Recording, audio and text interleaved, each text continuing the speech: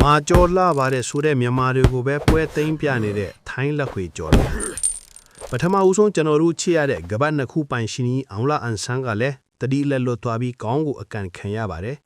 ဝမ်းမှာကပတ်နှစ်ခုရထားတာမင်းလာဆိုပြီးအလစ်အငိုက်မိသွားပုံရပါတယ်သူအရှုံးပေးလိုက်ရတဲ့သူကတူရကီနိုင်ငံသားအာရိုဂန်ဖြစ်ပါတယ်နောက်တစ်ယောက်ကမင်းရဲကျော်စွာပါမာဂုံတားမင်းတေဆိုပြီးမြန်မာပြည်သက်တေကြရေပန်းစားခဲ့သူတူပါ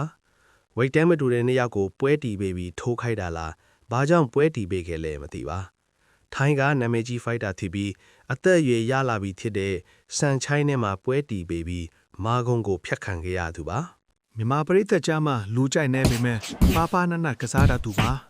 သွေးတစ်ဝင်းလိုင်းကမြန်မာပြည်ချန်ပီယံထွန်းထွန်းမင်းကိုတွေ့တိုင်းအသာစီးယူထားပြီးမြန်မာနိုင်ငံချန်ပီယံကိုရထားသူပါမြန်မာနိုင်ငံချန်ပီယံကိုလည်းခြေခံချက်နဲ့ကန်ပြသွားပြီးထိုင်းဖိုက်တာကအနိုင်ယူပြသွားခဲ့ပါတယ်နောက်ဆုံးတစ်ယောက်ကတော့ကျွန်တော်တို့ချေရတဲ့တမဏိကြီးပါ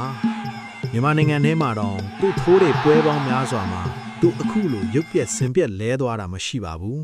တကယ်မာကုံမှာအမြင့်ဆုံးပါပဲမျက်နှာတစ်ခုလုံးဖူးရောင်ပြီးမျက်လုံးနှစ်ဖက်လုံးမှိတ်သွားအောင်အထိုးခံရရင်တော့လူလဲသွားမှာမဟုတ်ဘူးလို့ဆိုခဲ့ကြတယ်လို့တကယ်ပဲမာကုံအမြင့်ဆုံးပါ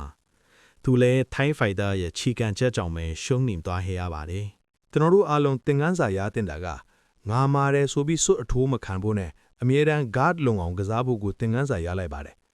အမတ်ပေးစနစ်နဲ့ကစားတဲ့ပွဲတွေမှာမာဂုံကိုပဲအသုံးပြုနေလို့မရပါဘူးနောက်ဆုံးလက်ကျန်ကြောစွာဝင်းလဲ guard အမြဲတမ်းလုံအောင်ထားဖို့နဲ့ချန်ပီယံဖြစ်အောင်ဆုတောင်းပေးနေပါတယ်